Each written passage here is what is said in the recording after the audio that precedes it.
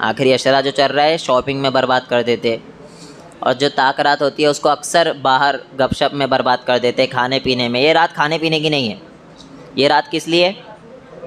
عبادت کرنے کے لیے، اللہ کو راضی کرنے کے لیے۔ جو گناہ کر لیے ہیں اس گناہوں سے کیا کرنا ہے؟ توبہ کرنے کے لیے یہ رات ہے۔ تو جو ہو گیا وہ ہو گیا، اب اللہ سے معافی مانگو، گڑ گڑاؤ، واپس اللہ کی طرف پلٹنے کی کوشش کرو۔ اللہ نے خود روزے رکھے اس لیے لعلکم تتقون، تاکہ تم بریک لگا سکو، تاکہ کیا ہو، جو گناہ ہو چکے اس سے پرہیز کر سکو، لوٹ سکو اللہ رب العالمین کی طرف۔ تو شاپنگ وغیرہ سے پرہیز کرے، خاص کر کے اس عشرے میں طاق رات کو شاپنگ کرنے چلے جاتے، نہیں جانا چاہیے یار، برباد ہو جاتی۔ جو آپ کی جو نیکی کا وقت ہے وہ کیا ہوتا ہے؟ چلا جاتا ہے۔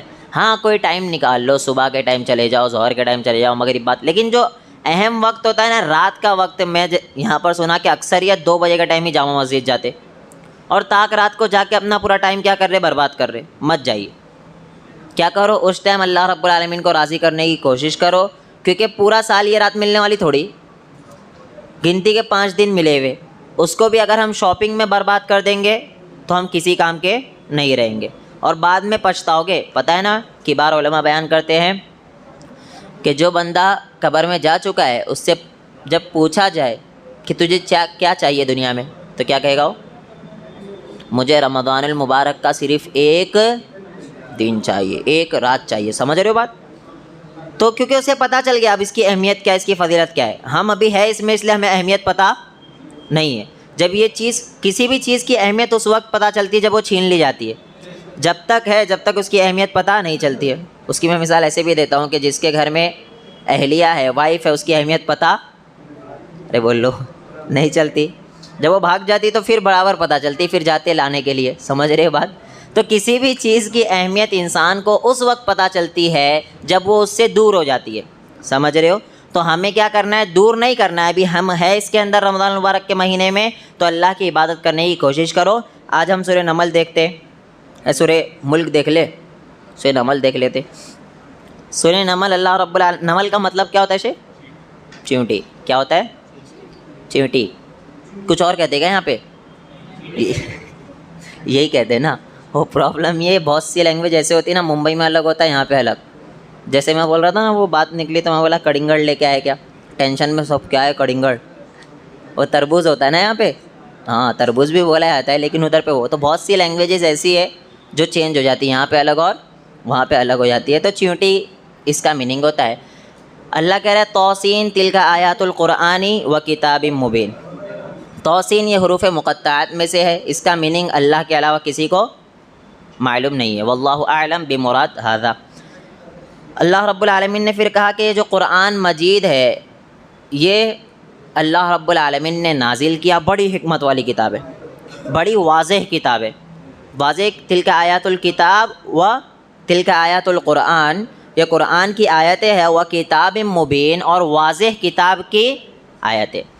یعنی پتہ چلا کہ قرآن بہت زیادہ مشکل نہیں ہے، ہمیں سمجھنے کی کوشش کرنا ہے۔ یہ نہیں کہ قرآن، ابھی رمضان اور قرآن کا گہرا تعلق ہے، اس تعلق سے ہماری بات ہو چکی کہ رمضان اور قرآن کا بڑا گہرا تعلق ہے۔ رمضان چلے جائے تو قرآن پڑھنا بند مت کرنا، میرا خیال ہے رمضان میں بھی نہیں پڑھے ہوں گے بہت لوگ، ایسے ہوں گے بد نصیب۔ تو رمضان اور قرآن کا بڑا گہرا تعلق ہے، تو رمضان جاتے ہی قرآن کو بند نہیں کرنا۔ رمضان میں پڑھ رہے ہو، زیادہ سے زیادہ پڑھنے کی کوشش کرو، ابھی کچھ عشرے باقی ہے، یعنی کچھ دن باقی ہے، اور طاق رات میں سے 2 راتیں بھی باقی ہے، تو اس میں زیادہ عبادت کرو، زیادہ قرآن کی تلاوت کرو، لیکن رمضان ختم ہوتے ہی اس کو بند نہیں کرنا ہے۔ ہمیں اسی طریقے سے عبادت تلاوت کرنے کی کوشش کرنا ہے اور سمجھنے کی کوشش کرنا ہے، کیونکہ اللہ نے کہا ہے کہ میں قرآن کو فَهَلْ مِن مُدَّكِرٍ، کوئی ہے نصیحت حاصل کرنے والا؟ وَلَقَدْ يَسَّرْنَا الْقُرْآنَ، اللہ نے قرآن کو آسان بنایا ہے۔ جو انسان سمجھنا چاہتا ہے، جو سیکھنا چاہتا ہے اس کے لیے آسان ہے، جو سمجھنا ہی نہیں چاہتا ہے، جو سیکھنا ہی نہیں چاہتا ہے، اس کے لیے یہ آسان سمجھ رہے ہو نہیں ہے۔ تو ہمیں سمجھنے کی کوشش کرنا ہے، سیکھنے کی کوشش کرنا ہے۔ پھر اللہ نے اس سورت کے اندر 2 واقعات خصوصی طور پر بیان کیے، میں وہ بتا دیتا ہوں آپ کو۔ پہلی چیز تو موسیٰ علیہ السلام کا واقعہ۔ موسیٰ علیہ السلام کے ٹائم پر جو ظالم بادشاہ تھا وہ کون تھا؟ فرعون۔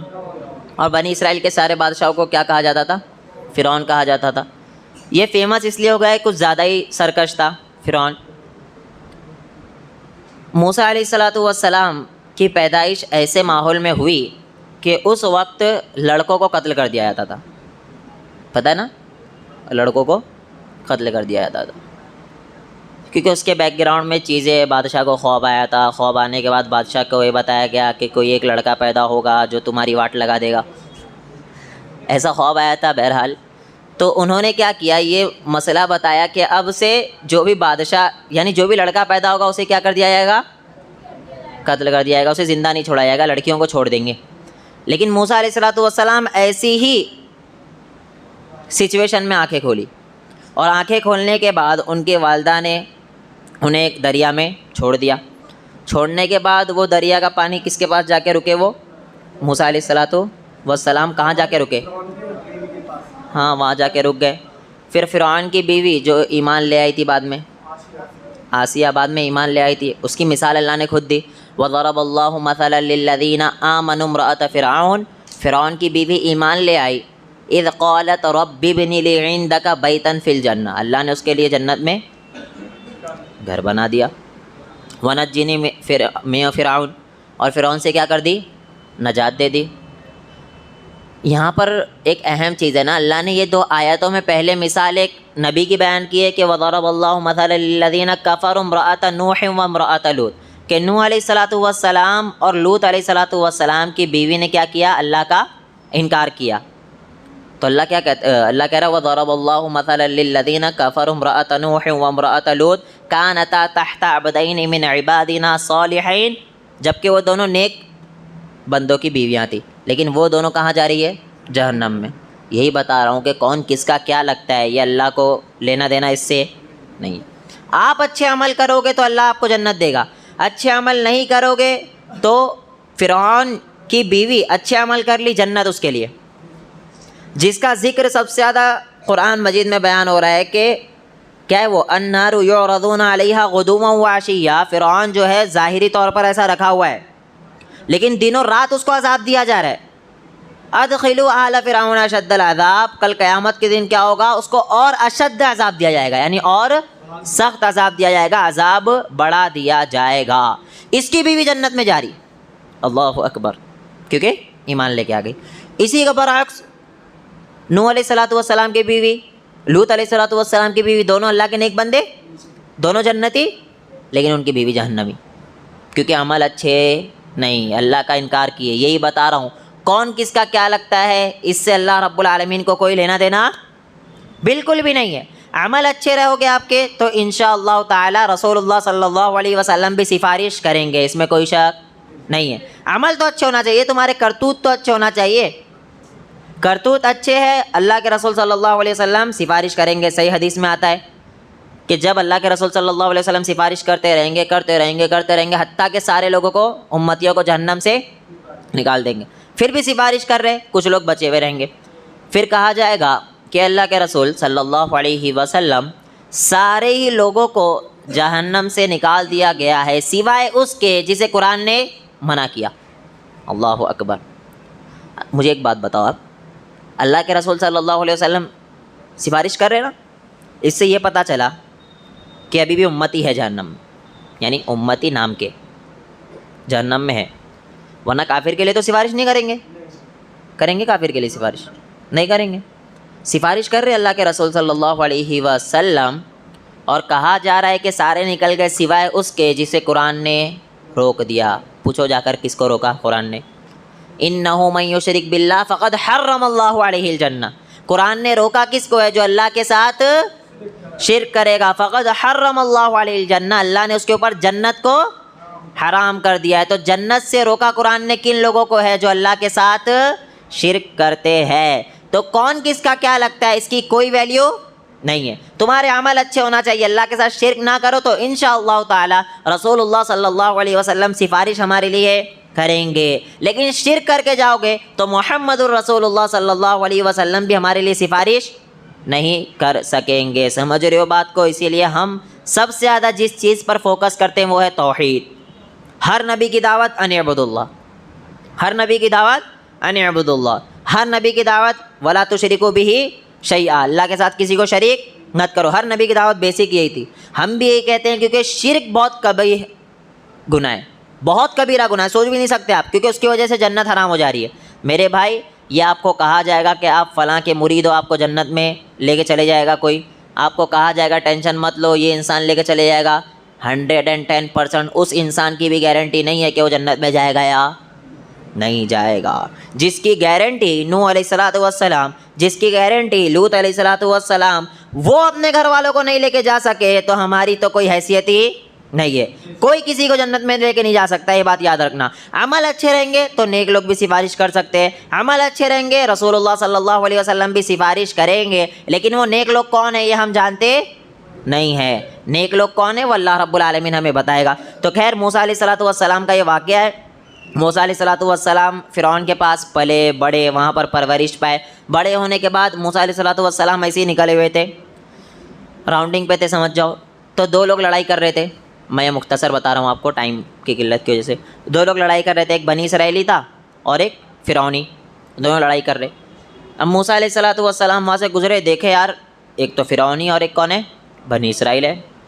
تو موسیٰ علیہ الصلوۃ والسلام تھے تو کون سے والے, بنی اسرائیل والے تھے. تو موسیٰ علیہ الصلوۃ والسلام وہاں جاتے ہیں اور کیا کرتے ہیں, لڑائی چھڑوا دیتے, الگ کر دیتے سمجھ جاؤ. اگلے دن وہ بندہ پھر لڑائی کر رہا ہے اور موسیٰ علیہ الصلوۃ والسلام اس ٹائم سامنے والے کو مارتے بھی ہے. تو پھر اگلے دن کیا ہوتا ہے, وہ بندہ پھر لڑائی کر رہا ہے. اب دیکھتے ہیں موسیٰ علیہ السلام, اب تو اس میں کچھ فالٹ ہے لگتا ہے, کیونکہ یہ بندہ آج بھی لڑ رہا تھا کل بھی لڑ رہا ہے, یعنی کل بھی لڑ رہا تھا اور آج بھی لڑائی کر رہا ہے. وہ دیکھتا ہے کہ اب میں بچوں گا نہیں لگتا ہے, وہ پہلے ہی چلا دیتا ہے. بچوں گا نہیں مطلب یہ مطلب نہیں کہ مار دیں گے, یہ مطلب نہیں بچوں گا مطلب آج موسیٰ مجھے بھی مارے گا, موسیٰ علیہ الصلوۃ والسلام آج مجھے بھی ماریں گے. ان کا کیونکہ اس ٹائم نبی تھوڑی بنے تھے, کوئی مانتا تھوڑی تھا نبی, تو یہی کہتے ہیں کہ موسیٰ ہمیں بھی نہیں چھوڑیں گے, آج موسیٰ ہمیں بھی ماریں گے. تو موسیٰ علیہ الصلوۃ والسلام قریب آ رہے ہیں, وہ بنی اسرائیل اور فرعونی لڑائی کر رہے ہیں دونوں. وہ غصے میں کیا بولتے تھے, اپنے آپ کو بچانے کے لیے بولتا ہے, اے موسیٰ کل جس طریقے سے اسے مارا تھا آج مجھے بھی مارے گا کیا. یعنی کیا ہوا تھا, کل جو موسیٰ علیہ الصلوۃ والسلام چھڑانے آئے تھے تو جذبے میں جب ہاتھ لگائے موسیٰ علیہ الصلوۃ والسلام ایک مارے تو اس کا انتقال ہو گیا, سمجھے. اور پورا مشہور ہو گیا کہ وہ انسان مر گیا, لیکن کون مارا یہ پتہ نہیں چلا تھا. تو اگلے دن وہ واپس لڑائی کر رہا تھا بنی اسرائیلی, تو لڑائی کر رہا تھا. موسیٰ علیہ الصلوۃ والسلام قریب جاتے, وہ خود ہی اپنا ہی آدمی بتا دیتا ہے, اے موسیٰ جیسا کل اس کو مارے تھے آج مجھے بھی مارو گے کیا. پتہ چلا اپنے لوگ بھی بہت ڈینجر ہوتے, بچ کے رہا کرو, اپنے لوگ بھی بہت ڈینجر ہوتے. اس کی کل مدد کیے تھے, غلطی سے وہ بندہ مر گیا تھا, وہ بندہ مر گیا یعنی سامنے والا مر گیا تھا, تو وہ آج اپنے آپ کو بچانے کے لیے موسیٰ علیہ الصلوۃ والسلام کو بھی پھنسا دیا. اب وہاں سے اللہ رب العالمین حکم دیتا ہے, موسیٰ علیہ الصلوۃ والسلام کیا کہتے ہیں, مصر چھوڑ کر چلے جاتے ہیں وہاں سے. وہاں پر مدین پہنچتے ہیں, وہاں پر مدین دیکھیے زیرو تھے. ایک چیز میں بتا رہا ہوں, موسیٰ علیہ الصلوۃ والسلام کو اللہ رب العالمین موسیٰ علیہ الصلوۃ والسلام کے ذریعے وہاں پر کام لینا تھا فرعون کے پاس, اور وہاں پر موسٹ وانٹیڈ بن گئے. ہر کوئی ڈھونڈنے کے لیے تیار تھا کہ موسیٰ علیہ الصلوۃ والسلام مل جائے, کیونکہ مشہور ہو گیا تھا نا وہ اس آدمی کو کون مارا تھا, موسیٰ علیہ الصلوۃ والسلام. سب ڈھونڈنے کے لیے تیار تھے, اور یہاں پر موسیٰ علیہ الصلوۃ والسلام چھوڑ کر جا رہے ہیں. پورا فیمس ہو گیا, جہاں پر دین کا کام لینا ہے وہاں پر موسٹ وانٹیڈ بن گئے موسیٰ علیہ الصلوۃ والسلام. اس لیے میں کہتا ہوں وَمَكَرُوا وَمَكَرَ اللَّهُ وَاللَّهُ خَيْرُ الْمَاكِرِينَ. بہترین پلیون کون ہے, اللہ. بسا اوقات ہمیں بہت چیز لگتی ہے کہ یہ ہمارے لیے کیا ہے, بہتر ہے. کیسے ہوا ہے, زُيِّنَ لِلَّذِينَ كَفَرُوا كُتِبَ عَلَيْكُمُ الْقِتَالُ وَهُوَ كُرْهٌ لَكُمْ وَعَسَىٰ أَن تَكْرَهُوا شَيْئًا وَهُوَ خَيْرٌ لَكُمْ. بظاہر ہمیں لگتا ہے یار یہ بہت الٹا کام ہو رہا ہے پورا, لیکن اللہ جانتا ہے یہ تیرے لیے بہتر ہے. وَعَسَىٰ أَن تُحِبُّوا, بسا اوقات ایسے لگتا ہے یہ چیز مجھے پسند ہے یار, یہ اچھا کام ہو رہا ہے, لیکن اس کا الٹا کام ہوتا ہے. تو اللہ کہہ رہا ہے وَهُوَ خَيْرٌ لَكُمْ, ہو سکتا ہے یہی تیرے لیے بہتر ہو. تو جانتا ہر کام کون ہے, اللہ. ہم صرف سوچتے یہ اچھا ہو سکتا ہے, لیکن ہو سکتا ہے وہ ہمارے لیے اچھا نہ ہو. ایک اہم مسئلہ جو تھا نا, اگر یعنی میں ایک حکمت بتا رہا ہوں, ایسا ضروری نہیں ہے, موسیٰ علیہ الصلوۃ والسلام اسی جگہ رہتے اور دین کا کام کرتے, وہاں پر شادی ہونا پاسبل تھا. ارے فرعون کے اگینسٹ جاتے تو کوئی شادی کرنے دیتا, وہاں نہیں دیتا. اللہ نے سب سے اہم کام کو دیا, موسیٰ علیہ اہم کام جو کیا ظاہری طور پر, موسیٰ علیہ الصلوۃ والسلام کو وہاں سے نکلوا دیا. وہاں سے نکلنے کے بعد ایک ایسی جگہ پہنچے, مدین جا کر وہاں پہنچتے ہیں, اور وہاں پر موسیٰ علیہ الصلوۃ والسلام ہیلپ کر دیتے.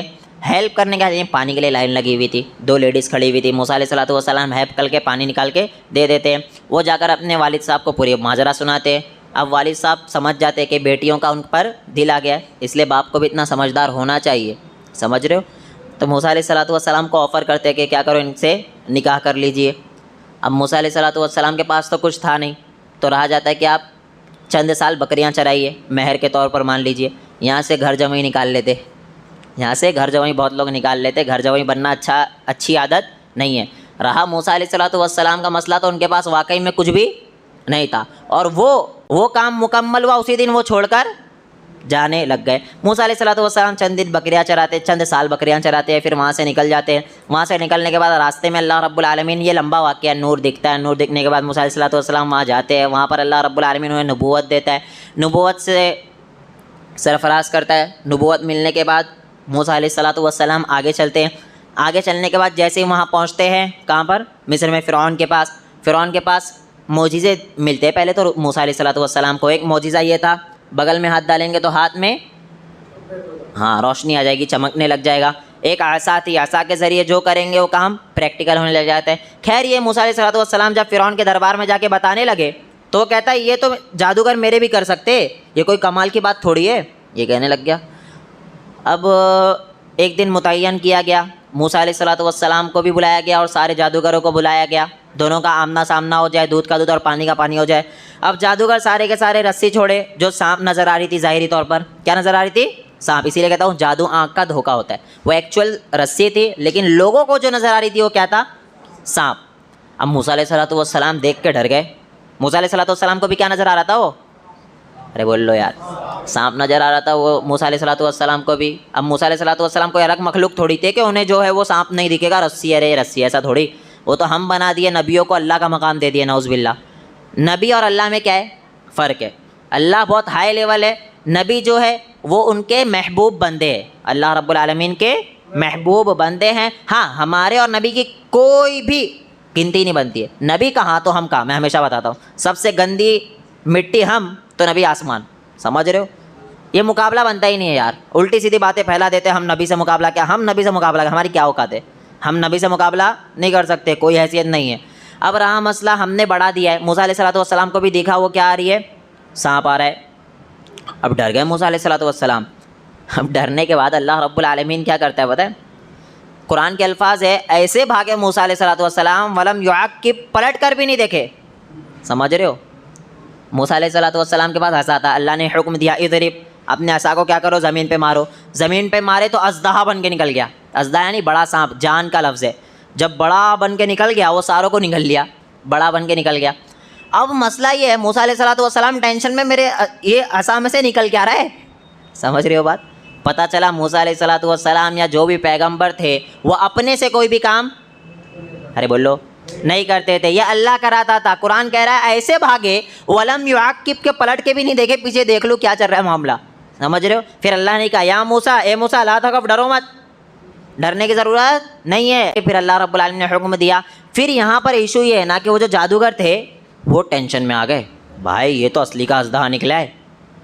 انہیں یہ پتا تھا ہم جو رسی چھوڑے یہ تو رسی ہے، یہ پبلک کو سامنے نظر آ رہا ہے، لیکن جو موسیٰ نے چھوڑا ہے، یعنی موسیٰ علیہ السلام نے چھوڑے ہیں، وہ تو اصلی کا اژدہا ہے۔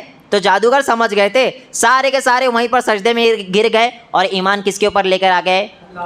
ہاں، موسیٰ علیہ السلام کے رب پر ایمان لے کر سارے کے سارے آ گئے۔ اب فرعون ٹینشن میں، لگتا ہے یہ ساروں کا سردار موسیٰ علیہ السلام ہے، ایسا سمجھنے لگ گیا۔ کیونکہ پرابلم کیا تھی پتہ ہے؟ فرعون کہہ رہا ہے تم ساروں کو سولی پہ چڑھا دوں گا، تم ساروں کو چھوڑوں گا نہیں، اور ہے سب کیا؟ جادوگر، چھوڑوں گا نہیں۔ یہاں سے ایک اور چیز میں بتاتا ہوں، اگر آپ ڈرو گے نہیں تو نہ جادوگر تمہارا کچھ بگاڑ سکتا ہے، نہ کوئی بابا تمہارا کچھ بگاڑ سکتا ہے، کیونکہ وہ اتنے سارے جادوگر ہیں، فرعون کو کچھ کر نہیں سکتے تھے؟ ارے بول لو، کر سکتے تھے نا، لیکن اتنے سارے جادوگر مل کے فرعون کا بال بھی باقا نہیں کر سک رہے۔ یہ اس بات کی علامت ہے کہ فرعون ڈر رہا نہیں تھا۔ ہمیں بھی کسی سے نہیں ڈرنا ہے سوائے اللہ کے، یہ بابا ڈھابا ہمارا کچھ بگاڑ نہیں سکتے ہیں، کتنا بھی بڑا کوئی عامل ہو ہمارا کچھ نہیں بگاڑ سکتا۔ ہمارا بھروسہ کس پہ؟ اللہ پہ۔ ارے فرعون جیسے بندے کا کچھ نہیں بگاڑ سکے، جبکہ وہ تو اتنا بڑا خبیث تھا، ہم تو اللہ والے، ہمارا کیا کوئی بگاڑ سکتا ہے؟ کوئی بھی نہیں بگاڑ سکتا ہے۔ پھر وہاں پر فرعون الٹی سیدھی دھمکیاں دے رہا ہے، لیکن وہ جانتے تھے کہ ہم نے ایسی چیز دیکھی ہے، اگر تو دیکھتا تو بھی ایمان لے کے آ جاتا، یہ تو رسیاں ہم نے چھوڑی، وہ اصلی کا اژدہا نکلا تھا۔ لیکن کسی کا کوئی، یعنی فرعون کے اوپر ایمان وہ لوگ نہیں لائے، پریشان کرنا چاہا فرعون، پریشان بھی کیا، سارے کے سارے جادوگر موسیٰ علیہ الصلوۃ والسلام پر ایمان لے آئے ہیں۔ یہ چند مختصر سا واقعہ تھا۔ پھر موسیٰ علیہ الصلوۃ والسلام کی قوم پر ظلم ہونے لگا، پھر مصر چھوڑ کے جانا پڑا، جاتے جاتے راستے میں اللہ رب العالمین نے حکم دیا اضرب بعصاک البحر، سمندر آ گیا سامنے، ندی آ گئی ایک، پیچھے فرعون کا لشکر بھی آ رہا تھا مارنے کے لیے، چلتے چلتے چلتے راستے میں پہنچے، ندی آ گئی، اللہ رب العالمین پھر دیکھیے یہاں پر بھی موسیٰ بھی ٹینشن میں علیہ الصلوۃ والسلام، ابھی وہ پتہ ان کو ہونا چاہیے ایسا ہے میرے پاس جادو کی چھڑی، ایسے ماروں گا الگ ہو جائے گا، لیکن انہیں پتہ نہیں تھا۔ اسی لیے کہتا ہوں پیغمبر عالم الغیب نہیں ہوتے، کوئی بھی پیغمبر ہو وہ عالم الغیب نہیں ہوتا۔ اگر عالم الغیب ہوتے تو ان کی قوم کہہ رہی ہے موسیٰ اب ہمارا کیا ہوگا، یہ کہہ رہی ہے نا اب تیرا رب کیا کرے گا، یہ کہہ رہی ہے، تو موسیٰ کیا ٹینشن لے رہے اپنے پاس ہے نا، یہ ایسا بولنا چاہیے تھا، لیکن ایسا وہ نہیں بولے، وہ خود ٹینشن میں، اور وہ کہہ رہے ان معی ربی، میرے ساتھ میرا رب ہے، یہ نہیں کہہ رہے میرے ساتھ لکڑی ہے۔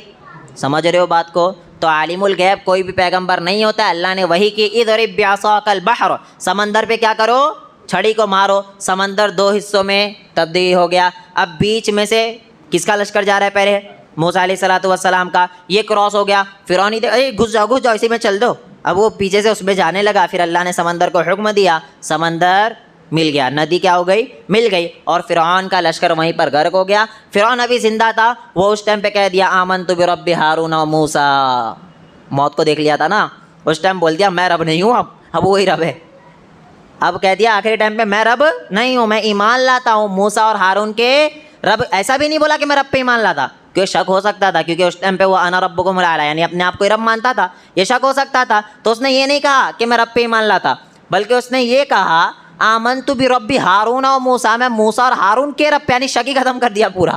موسیٰ ہارون کا رب کون تھا؟ اللہ رب العالمین۔ تو فرعون ایمان لانا چاہا لیکن اللہ نے اس کے ایمان کو قبول نہیں کیا۔